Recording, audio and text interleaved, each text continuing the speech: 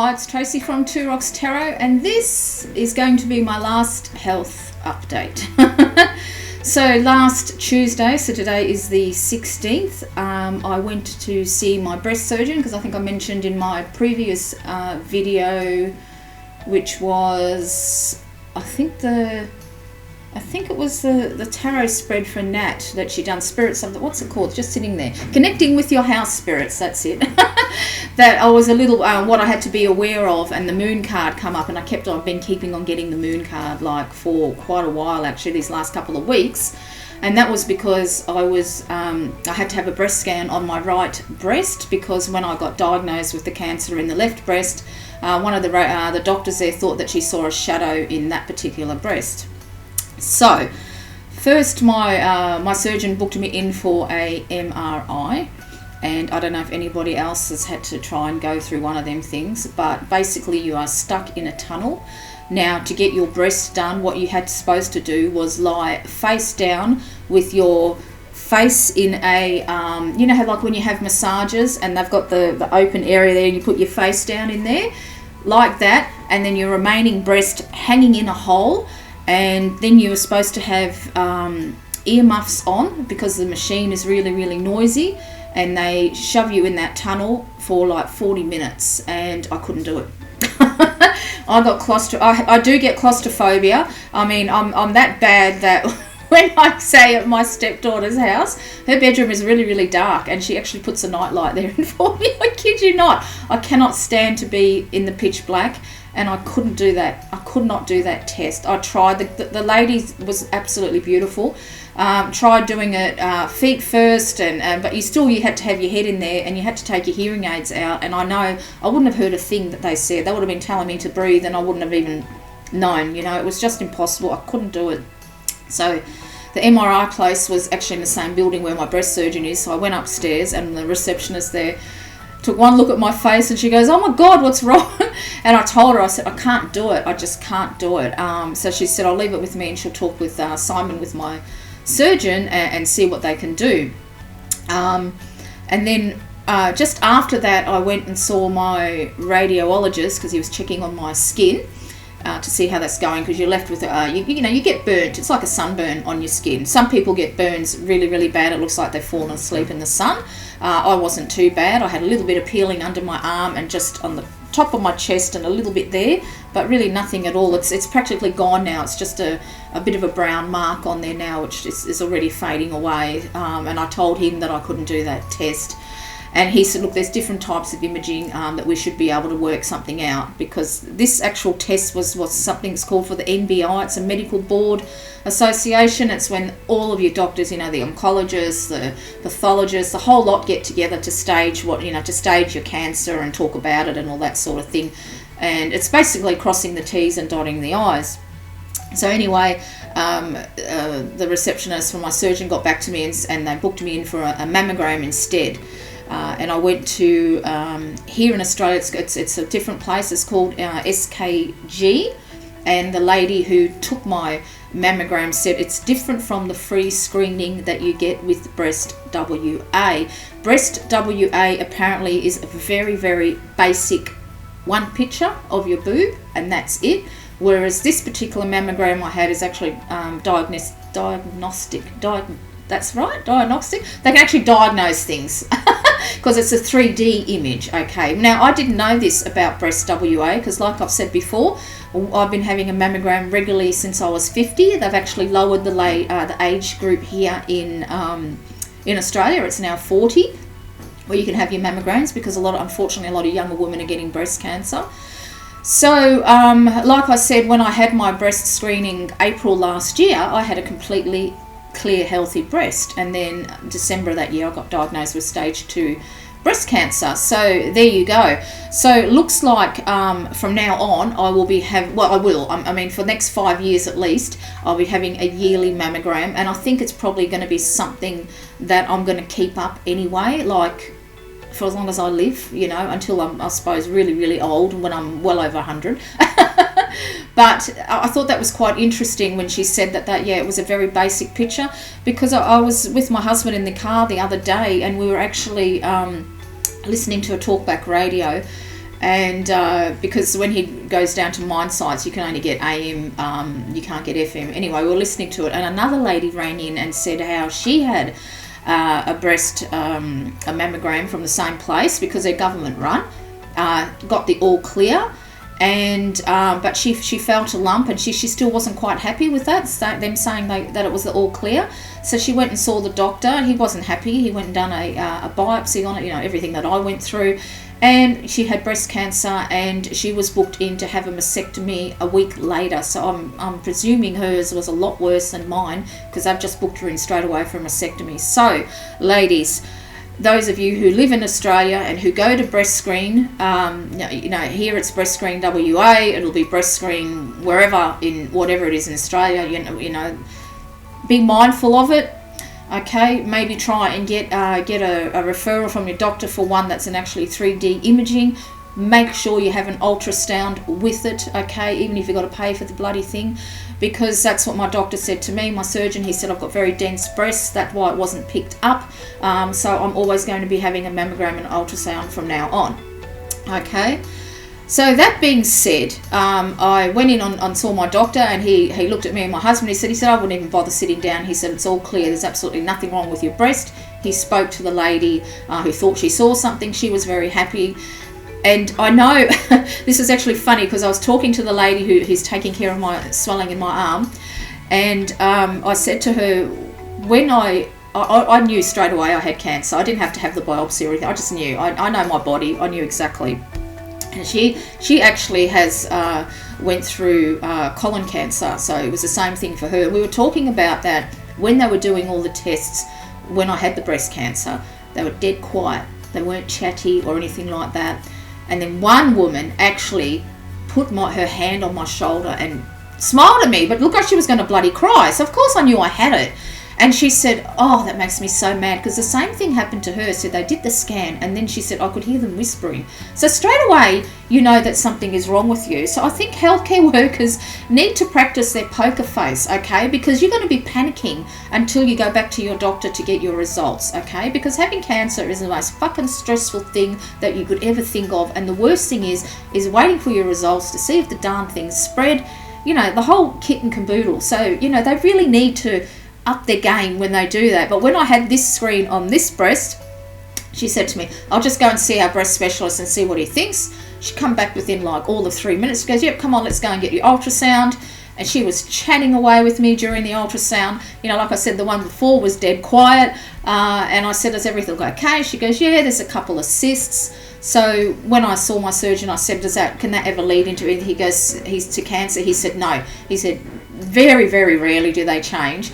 And they come and go. He said, next year, I don't have to see him now for another year. He said that could be completely gone or moved into a different spot. So I am cancer fucking free. So I'm so happy. It has been a long journey since I got diagnosed back in November. I started my chemotherapy, I think it was on the 21st of December. I actually started on the week of Christmas. I didn't want to wait till January, and I'm so glad I didn't. So this is my health update. So I am so pleased to be cancer free. Now, of course, I also have to take hormone therapy, and my oncologist told me that this is even more important than the chemotherapy, ladies. You need to take your hormone therapy. Now, I have read lots of horror stories on how of the side effects of hormone therapy. Now, hormone therapy is different to hormone replacement therapy. Some women, when they go through menopause, they have hormone replacement therapy to replenish their hormones. My cancer was hormone induced. So my hormone therapy is to actually stop my progesterone and estrogen, or whatever it's bloody, however you pronounce it, from producing, okay? So, and I've read a lot of women that they have aches and pains. They feel like they're an 80-year-old woman. Their joints ache, and I tell you, when you have chemotherapy, the aches that you get in your joints and your lower back, oh my God, it's like a freaking heartbeat. It's so painful. I very rarely take painkillers. The only time I ever do is when I get migraines. But the second round of chemo was really, after I had my surgery, was really strong. And even now I still get numbness in my fingers every now and again. I should have really, the last lot I should have waited for a couple of weeks, but I didn't want to wait for a couple of weeks. I want it over and done with, so that's my bad. But they're getting better. But the pain that is excruciating, and I took 8 Panadeine Fortes, and that wasn't enough. I took one of my husband's back pain killers that he has, because he's got compressed discs in his back. That didn't work. Ended up, when I saw the oncologist, I think I was getting some Tramadol to help me, and it did, but not really. Luckily in our shed we've actually got a back massager that my husband brought, actually for him, but by God, I usually, sometimes I was 2 o'clock in the morning and I was getting a back massage, because I just, and sometimes I slept in the recliner, so it's really, really painful. So I was quite worried when I heard that a lot of women were getting painful joints, so much so that they couldn't even go out of bed. And their oncologists weren't changing their medication. Now, my beautiful oncologist said to me, if this one doesn't work, don't panic. I've got 4 other tablets that I can try you on. So I thought, oh, that's really good. At least he's understanding. Well, I've been on it for 2 months and I haven't had one side effect. The only thing that I get, he said you could put on weight, you could get grumpy, hot flushes. Hot flushes is the only thing that I get, but not like when I was actually going through menopause. I probably get a hot flush, maybe. I get one first thing in the morning when I wake up because I'm hot in bed. I usually get one when I actually go to bed because, I put all the doona on because I'm cold and then I get hot, so I throw it off. And maybe 1 or 2 during the day, really, very minimal, very, very minimal to hot flushes at all. So I don't get any side effects, so I'm so, so lucky. Now, I've been on it for a couple of months. I have to say I've had my COVID injection as well, and I didn't get even a sore arm. I had no reaction whatsoever to my COVID. I'm getting my next one on the 21st, my second one, so I'll be fully vaccinated. Because I asked my surgeon, because the Pfizer apparently can make your lymph nodes swell up, and I was a bit concerned it might have a detrimental effect because I've had mine removed. But he said no, it was vital for me to get it because it will kill me. If I get COVID, it will kill me. So straight away got booked in, got that done. And I'm very lucky. I don't actually have reactions to medication. I'm very, very lucky. I really, really am. I know a lot of people struggle with that. But what I really wanted to talk about, because I'm talking about hormones, is about menopause. Now, when I was young, I was always underweight. Okay, the worst I ever was 38 kilos because I was going through depression, bad marriage, yada, yada, yada. But usually I hovered around the 50 kilo mark. Well, actually it was 45. I had my first daughter and I managed to go up to 50, and I had my second daughter and I was 55, and I used to hover between 50, 55 all the time. When I hit about 40, I noticed I started putting on weight.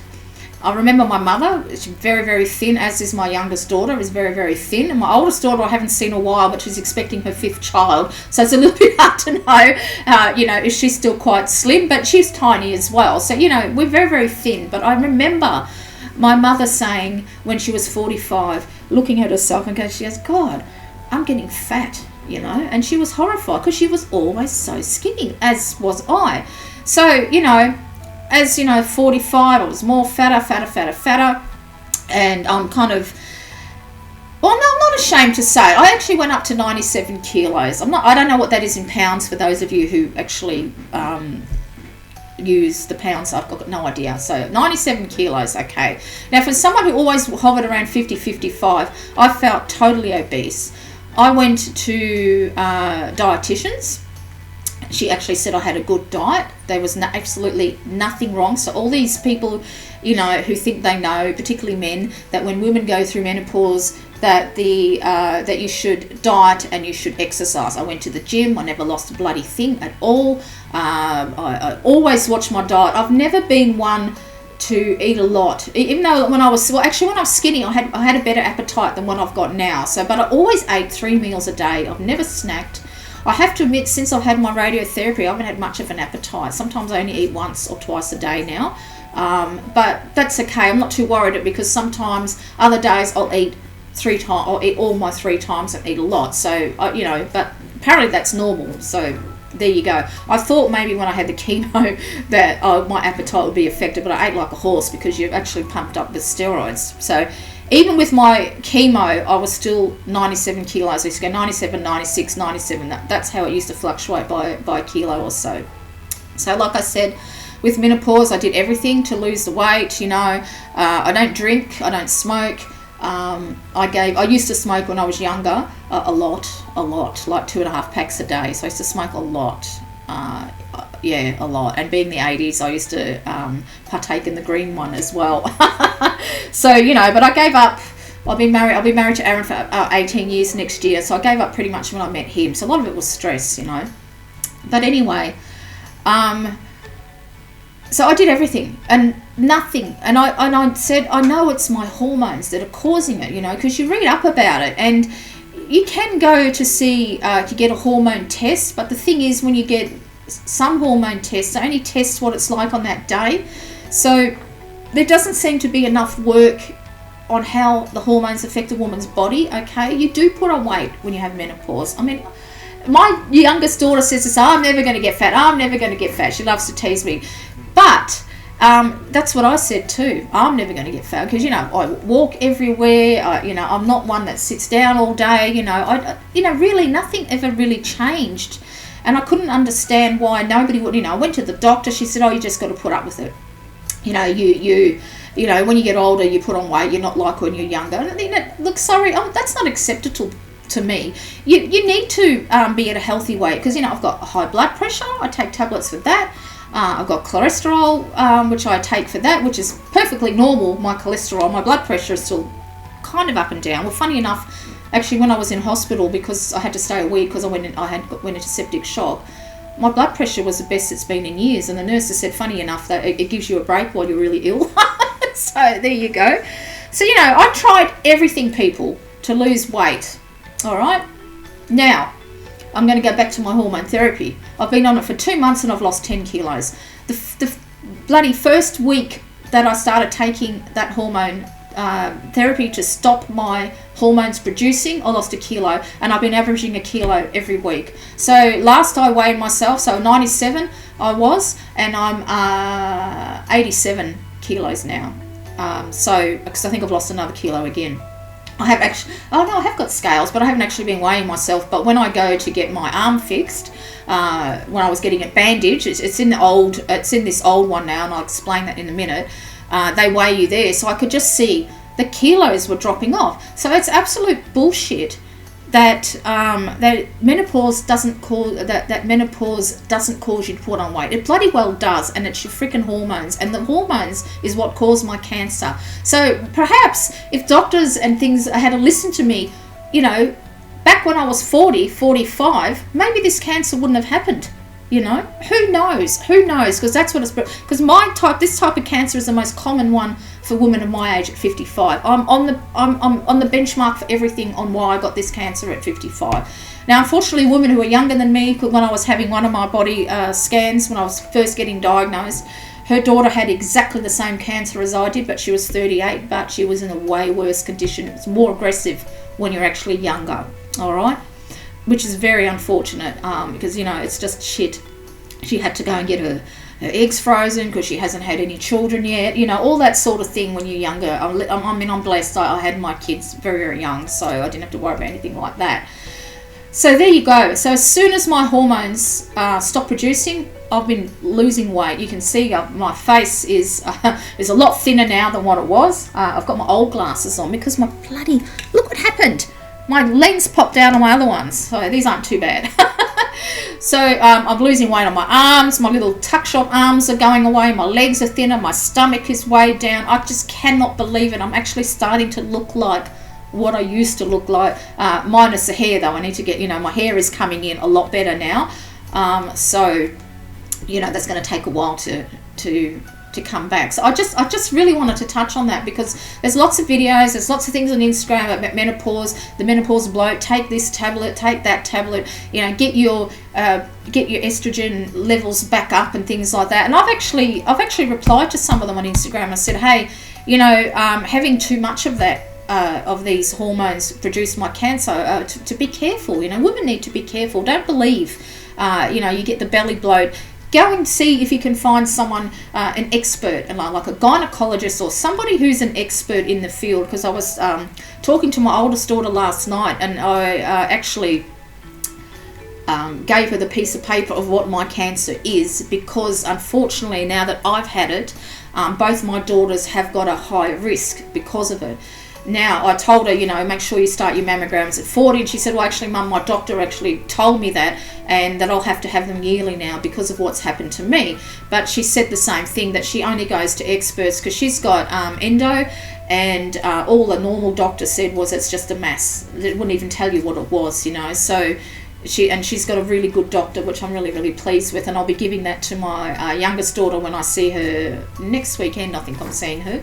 So that's very unfortunate that she has to, both of them have to now be much more aware and diligent. But, unfortunately that's the way the cookie crumbles. But then my surgeon said to me, don't forget that once they read your age, cancer, he said, from like 20 years ago to how it's treated now is just completely different. So he said they'll have some more wonderful things, and they keep making strides all the time in cancer treatment. That's why I have in my description box, if anyone wants to donate to breast cancer research or something like that. And WA, funny enough, is one of the most renowned places for research in cancer.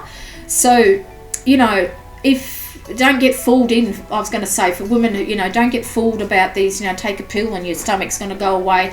Please go to an expert and get your hormones sorted out, because I would hate for anything, to happen to you like it's happened to me because of hormones. Now, I've always had trouble with, I'm going to be blunt, with that time of the month.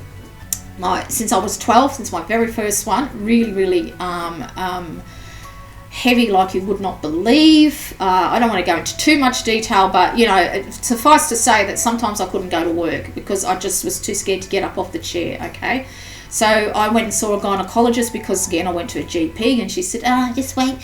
First it was, wait till you have kids. I had 2 kids, nothing happened. I couldn't take the pill, it affected the eyesight in my eyes. I had to get my tubes tied quite young after I had my second daughter. And then I got the jack of it, and 6 years ago, 7 years ago, I went and got a referral to a gynecologist. And when I told her what happened, she goes, that's ridiculous. She said, we can give you an operation. It basically burns the lining off your uterus.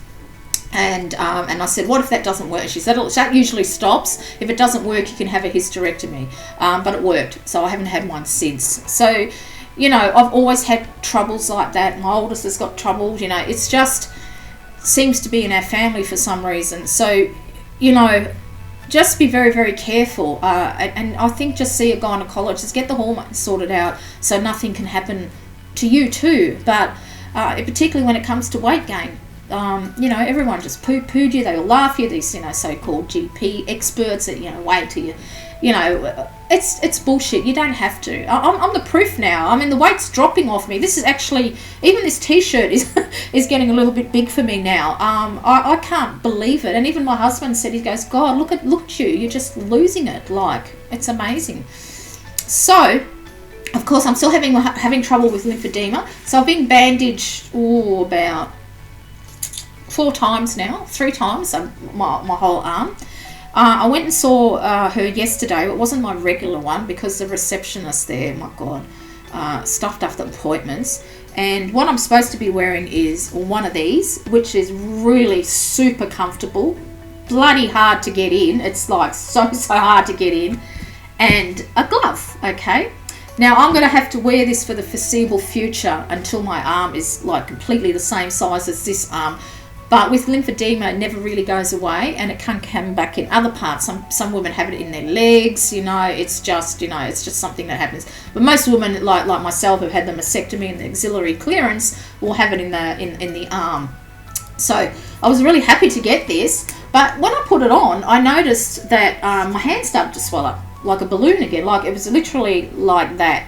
And she said to me, oh yes, because you haven't got your glove on. So I put the glove on. And I was sitting here yesterday in the office, and I was getting my website back up and running now. So I'm open to taking tarot readings again because I'm well. I was waiting to get the all clear so I could do that. And where I work at Future Me. I've registered, made myself active on that as well. So, I'm typing away and I'm looking at my hand and it's getting fatter and fatter.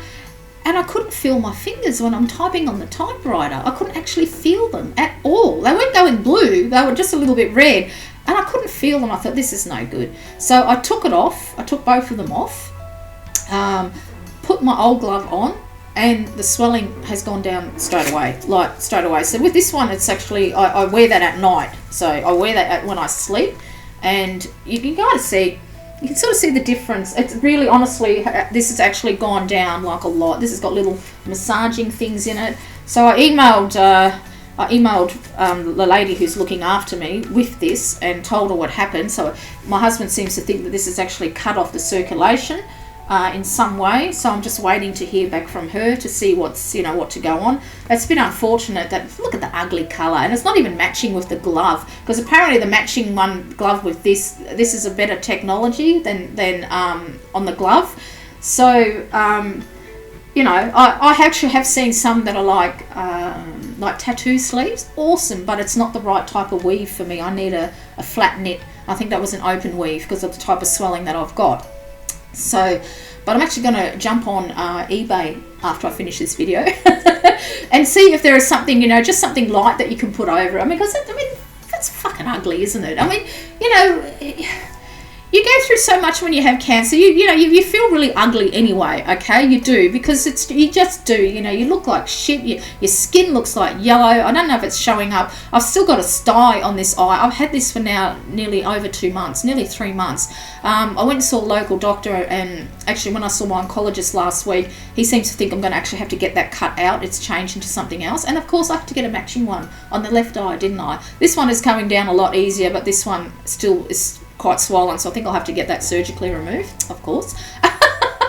So the last thing I'm doing now is I have to get my teeth fixed. I'm starting that on Monday, and because I have to have 6 transfusions for my bones. It keeps your bones healthy after you've had radiotherapy and chemo, and it also helps the prevention of the cancer as well. I've got to have 6 transfusions over 3 years, but it can actually leave a hole in your jaw, so you have to make sure that your teeth are up to scratch. Now, I've always been terrified of the dentist. I haven't been to the dentist for 17 years, I'm not going to lie, and God knows how long it was before that. I've got 3 teeth missing out of my mouth, and 2 of them were when I'm pregnant. They say when you're pregnant you lose a tooth. That did happen to me. And once when I was quite younger, I had to get a tooth out, and that's it. I haven't got one filling in my mouth. Since I've had cancer, that fear has completely gone away. It's taken a major backseat. I don't give a shit. I couldn't even, when my husband used to go in to make appointments for dentists for him, I couldn't even stand in the reception. That's how bad I was. I'd shake. I would shake. I was getting quotes to see, who could be the cheapest dentist, because I haven't got, we cancelled our health insurance because, we're getting like a minimal amount back, and the public has paid for everything, of course, except for, when you see the surgeons the first time, and, there has been costs involved, but nothing like I thought it would be. But basically what we had was for glasses and for teeth, and I think out of $600 or nearly $800 for glasses, we got $100 back, and you're paying nearly $60 a month. And what the hell for? Now, I actually, because my eyes deteriorated a bit from the chemo, so I need to wear glasses now when I drive, and I was dreading to see what the cost was. And how much it cost me? $99. I said, look, I haven't got any insurance anymore, and I got to pay it for $99. Like, go figure, so it's really not worth it. So we canned it. So I was getting quotes, and I was seeing somebody, I was watching someone, you could see through the doorway, they were lying there getting the teeth hearing all the noises that you hear. It didn't even faze me. I can't believe it. And I'm actually looking forward to going on Monday to getting my teeth fixed finally. So I'm just getting the exam and a x-ray, because I haven't got one filling. I don't know what my teeth are going to look like hole wise, but I know I've got 2, one up here and one there, and that's all that because one up there is gone. When you drink something cold, it affects your tooth. So I know it's up there, but yeah, so this will be interesting. So I'm hoping it's not gonna cost my husband too much, because he's been spending so much money on me. It's been unbelievable, but we're very lucky that we can do that. I finally got a prosthetic boob. Look at that. You can't even tell the difference. $400 for a fake boob. But here in Australia with Medicare, the government actually fully reimburses it. So we actually got all that money back, which is absolutely fantastic. And I'm entitled to a new boob every 2 years. But she said, if you look after it, they can last up to 5 years, and you basically, you've got to wash it with a mild soap every night to get your body oils off. But it just sits into a pocket in your bra, so it's a nice, really comfortable bra, the most comfortablest bra I've ever had. Mind you, it was $60, and I only ever paid like $20 for that most. Well, I used to buy bras from Kmart, but you just tuck it into a pocket, it sits there. And I was actually getting shoulder pain, and I didn't know why. And the reason was because my body was lopsided. It actually balances your body. So you do actually need a heavier prosthetic in there to keep your body in balance. And since I've had it there, I don't get any shoulder pain anymore. So that was a surprise, because I was just making do with the lovely ladies who can knit. They had little fake boobs for you to put in your bra or whatever.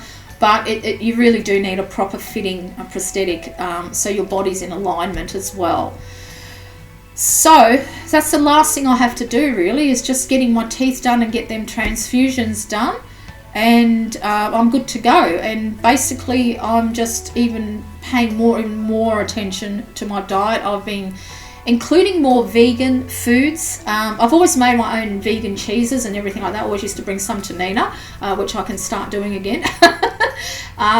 So I quite like the website. It doesn't taste like chicken, because she's very, very very simple and easy. You don't need 1,001 ingredients like that. But I can never become fully vegan because of what I've had, because before all this happened, I don't know if anyone remembers, but my kidneys weren't doing too well, and I think this was about 3 years ago, and that's when I actually gave up drinking and changed my diet radically again. Well, I have to have some type of meat. I can't actually, and now having had the cancer, I've got to be really, really careful with what I eat, so I do have to have some meat. And unfortunately, the protein, I know you can get a lot of protein out of vegan foods, but there is some things that that meat gives me that I need. So, but we don't eat a lot of meat anyway, really, to be honest. So I've been doing that, and actually my husband's actually been enjoying it, because he wants to lose some weight as well. He put a bit on, just really with me being sick, all the stress. He's so much more happier now. Like, I can't believe it. I didn't realise how stressed he was until I got all clear. When the surgeon said to him, "Oh, you don't even have to sit down," he said, "Oh, that's what I like to hear." Because unfortunately, he went through this when his daughter was 2 years old. She actually got leukemia. She's a beautiful, healthy adult now. She's 27, I think, 26, 27 or something like that. I'm not too sure actually how old she is, but it just killed me when I found out that I had it, that he had to go through it again with me. And when the actual surgeon said, when he was talking about the chemo, and when he said that his daughter had it, and he looked straight at him and he knew exactly what he went through, he said, "It's not like that." Because Aaron said when he used to have to go to hospital, kids throwing up over the balcony in the gardens, it was really, really bad. I didn't throw up once from my chemo, because they actually give you a anti-nausea in your medication. It lasts 4 days. What I suffered from was reflux, so I had to take a daily reflux tablet, which I no longer take anymore because I'm fine with it. That was what it was for me, but I didn't actually get any nausea whatsoever through the chemo, which he was absolutely amazed with. So this poor guy was like so stressed, and I didn't realise just he hit it really, really well. Hey, like so well. I can't believe it. so well. But now he's been so much more happier. Since I've got the all clear, it really shows how stressed he was. So so I'm very, very grateful. I'm really grateful for, a lot of people poo-poo the public health system here in Australia, but, by God, they were good with me. I'm really, really lucky to be sitting here and talking to you all. I'm lucky that when I went into septic shock, it was in the hospital. They saved my life, basically straight away. There was a bit of my surgeon wasn't too happy because he didn't find out what happened to me until the day I was actually discharged. Because I wondered why did he send a doctor to see me on the day that I'm leaving? He didn't know, so he wasn't happy at all with that. Now he's actually does private patients as well as public patients. So unlike my roommate that I had when I finally got out of intensive, what was it? Not intensive care. It's a little bit one below that, but it was a high care, I think, unit anyway. So when I got out of that and I had a roommate, I think she had her surgery cancelled. She was there a week and it got cancelled 3 or 4 times. And that's what I thought would happen to me because being public. But because he's actually private, my operation was at 2 o'clock and I was in the theatre at 2 o'clock. He was on time, like perfectly on time.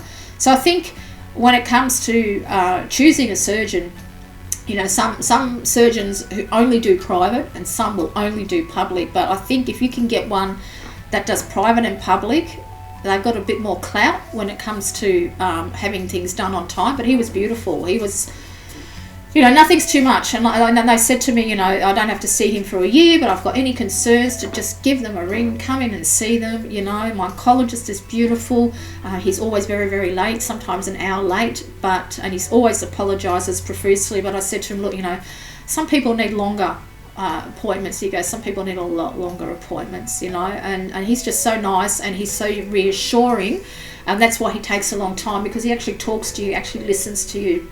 The nurses in oncology, Joondalup Hospital, I'll give them a plug. They were absolutely fantastic. Nothing was too much. Nothing was too much for them to do. All the care that I've had, and my radiotherapist at Genesis House in Joondalup as well, they were all beautiful, really, really kind. You know, I've had such a good. Everyone was really good. I had one woman who was actually quite rude, and that was at a radiology clinic. And I actually complained about her because she was really rude, because when I had to get my tests done, he wanted them ASAP straight away so I could get, you know what's going on. Could be a week.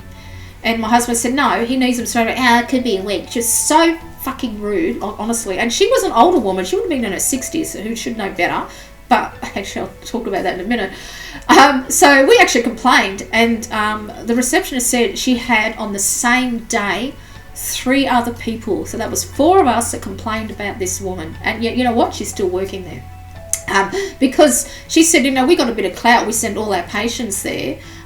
You know, we could send them elsewhere. If, you know, people are going, when they getting their tests, they're going through life-changing, dramatic, you know, well, life and death situations, and you don't need someone so rude and blasé about when they say that they need their tests straight away. When I actually went in and got the test and I sent it to the lady who done it, she goes, well, make sure you get it today.